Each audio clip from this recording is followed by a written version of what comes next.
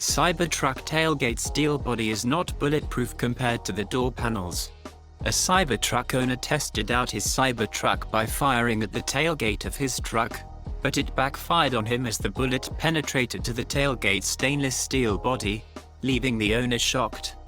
The owner again tried a bullet on the side panel of the truck, and this time it didn't pierce through the metal. Looks like the tailgate stainless steel is not as strong as the side panel and door panel steel on the truck. We have previously seen a lot of owners shooting at the truck, but all of them were trying the door panels, which is bulletproof. All the bullet was stopped and not penetrated.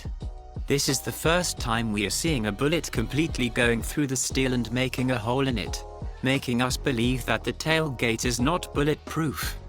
We think that a bulletproof tailgate is not required as long as the truck's side body is bulletproof.